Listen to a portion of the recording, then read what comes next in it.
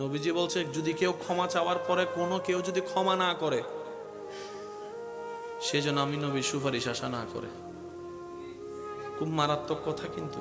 সেজন্য নবীজি বলছেন, হে আমার উম্মত, যা জামিলা হয়েছে, যার সাথে হয়েছে, তুমি ক্ষমা করে দাও, তুমি ক্ষমা করে দাও। সে ক্ষমা চাক না চাক, তুমি মাফ করে দাও। তুমি যদি মাফ করলে তোমার ইজ্জতের কমতি হয়, আমি মুস্তাফা থেকে হাসরের ময়দানে তোমার ইজ্জত বুঝে নিও। বিশ্বাস করেন, প্রতিশোধের যতটুকু শান্তি, তার চাইতে বড় শান্তি হচ্ছে মাফ করে দেওয়া। আমাকেও বলার দরকার নাই, কাউকে শোনানোর দরকার নাই।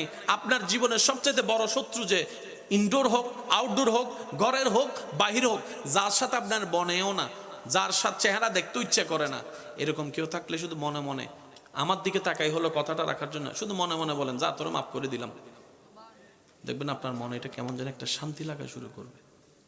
বিশ্বাস করেন ভাই, রাগ, হিংসা, অহংকার এগুলো শয়তানের জিনিস।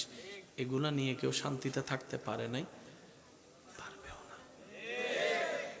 হারালেই জিতা যায় না, হারালেই